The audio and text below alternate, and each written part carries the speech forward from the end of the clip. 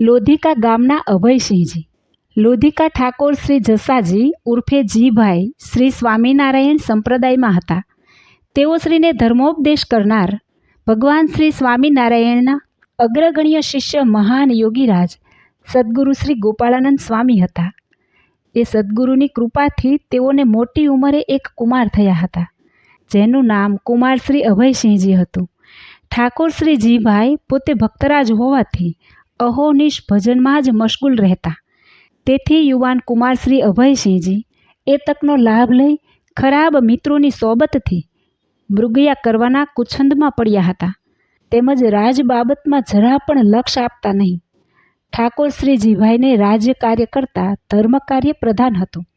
તેથી તેઓ કુમારશ્રીને વારંવાર ધર્મોપદેશ કરતા, પરંતુ અભયસિંહજીનું ચિત્ત તેમાં પણ લાગતું નહીં.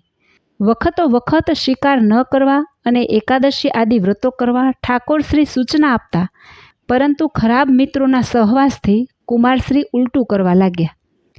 એક વખત એકાદશીને દહાડે સેંકડો ચકલાઓ મારી તેની જીભો ખેંચી કાઢી એક કાચના વાસણમાં લઈ પોતાના પિતા ઠાકોર શ્રી જીભાઈને કહ્યું કે, બાપુ, આજે હું એકાદશી રહ્યો છું અને તેથી મારા માટે અને આપશ્રીના માટે ફળાહાર લાવ્યો છું, એમ કહી ચકલાની જીભો બતાવી. ભક્તરાજ જીભાઈ બહુ જ દિલગીર થયા, પરંતુ એકના એક લાડકવાયા યુવાન કુમારને શું કહે? આવા ધર્મનિષ્ઠ રાજવીને એ દુઃખ કાંઈ થોડું ન હતું. તે જ અરસામાં પોતાના ગુરુ સ્વામી શ્રી ગોપાળાનંદજી મેંગણી ગામે પધાર્યાના ખબર થયા.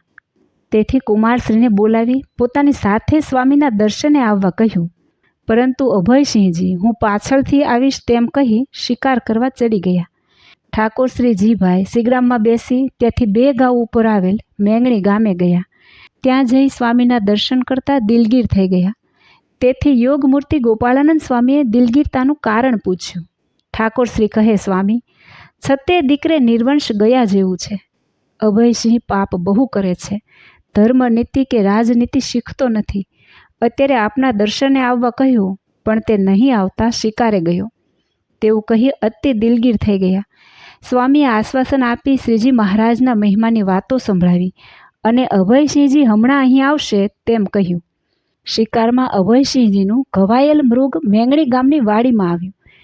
તેની પાછળ કુમારશ્રી દોડતે ઘોડે આવ્યા, પણ મૃગનો પતો લાગ્યો નહીં. બપોર થયા હતા. વાડીએ જળપાન કરી પૂછતા જણાવ્યું કે તે વાડી મેંગણી ગામની છે. યોગીરાજની યોગકળાના પ્રભાવે અભયસિંહજીની વૃત્તિ બદલાઈ ગઈ અને બાપુ સ્વામીના દર્શનનું કહેતા હતા, માટે ચાલો ગામમાં જઈએ તેવું મિત્રોને કહી મેંગણીના મંદિરમાં શિકારી પોશાકે હથિયાર બંધ દાખલ થયા. યોગીરાજ ધ્યાનમાંથી જાગૃત થઈ ઠાકોર શ્રી જીભાઈને કહેવા લાગ્યા, દરબાર, અભયસિંહજી તો મુક્ત અને ભક્તરાજ છે, જુઓ આ આવ્યા. સાંભળી ઠાકોર ખુશ થયા. અભયસિંહજીએ બંદૂક મંદિર બહાર મેલી ઠાકોરજીના દર્શન કરી સદ્ગુરુ ગોપાળાનંદ સ્વામીના ચરણારવિંદમાં મસ્તક નમાવ્યું અને સ્વામીએ કુંવરશ્રીના વાસા ઉપર પોતાના બંને હાથ મેલી વાસો થાબડી, આ તો મહાભક્તરાજ છે તેમ કહી વર આપ્યો. બસ ત્યારથી જ એ કુમારશ્રીના વિચારો બદલાયા. તે દાહડે બંદૂક છોડી, તે દેહ પર્યંત છોડી. સદ્ગુરુના પંજાથી તેઓનું દિલ રંગાયું અને ભવિષ્યમાં તેઓ એકાંતિક ભક્તરાજ થયા. ઠાકોર શ્રી જીભાઈનો બધો રાજકારભાર પોતે સંભાળ્યો અને રાજનીતિ પ્રમાણે ધર્મ સહવર્તમાન પાળી વૃદ્ધ પિતાની અંતિમ આશીષ લીધી.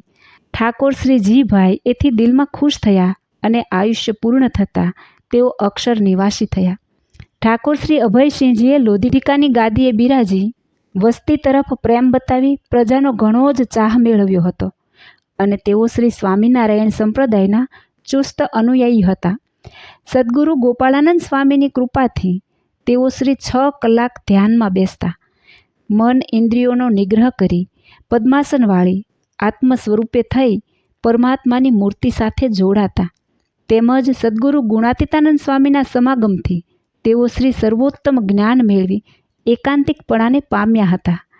એમના જીવનમાં 2 પ્રસંગો બન્યા હતા કે જે ધર્મની ટેક છોડાવે, પરંતુ સદ્ગુરુના પૂર્ણ કૃપાપાત્ર હોવાથી તેઓ તે બંને વિકટ પ્રસંગોમાં પોતાની ટેક જાળવી શક્યા હતા.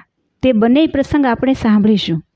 એક વખતે વિજયાદશમીને દાડે અભયસિંહજી જામનગર ગયા હતા અને રાજ્ય કાર્ય સંબંધે તેઓ શ્રી જામશ્રી વિભાજીની કચેરીમાં ગયા. તે વખતે ત્યાં દારૂની મનવાર ચાલતી હતી. તેથી રાઘવ ખવાસે વજીરે ઠાકોર શ્રી અભયસિંહજીને મદપાન કરવા વિનંતી કરી, પણ અભયસિંહજીના હાથમાં માળા હતી. તે લઈ કહ્યું કે મારે દારૂ ન પીવાનો નિયમ છે. એમ કહી દારૂ પીધો નહીં. તેથી રાઘવ વજીરને ઘણું ખોટું લાગ્યું અને જામશ્રી વિભાજીને કહ્યું કે આપશ્રીના ભાયાત છે, વળી તાલુકાદાર છે, તે કાંઈ અમારા જેવા ખવાસના હાથથી દારૂ પીવે? એ તો આપના હાથથી પીવે.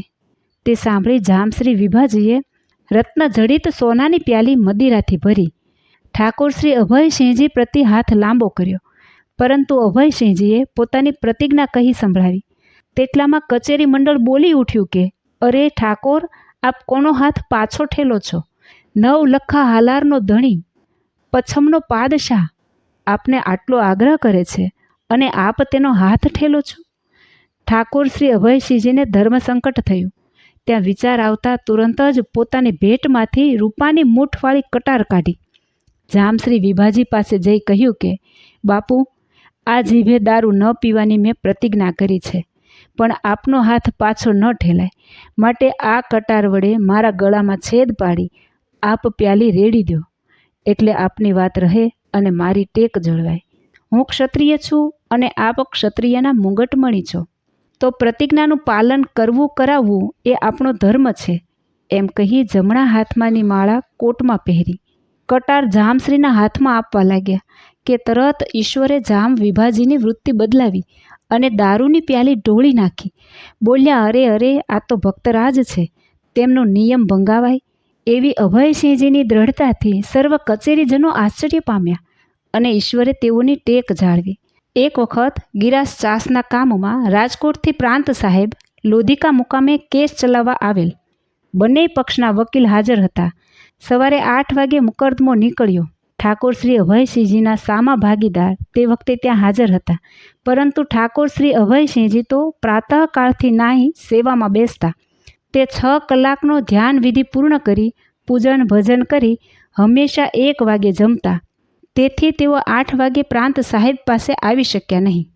વિરુદ્ધ પક્ષવાળાએ સાહેબને એવું સમજાવેલ કે અભયસિંહજી અભિમાની છે, આપના હુકમને પણ માન આપે તેમ નથી, મનમુખી અને સ્વતંત્રપણે વર્તે છે.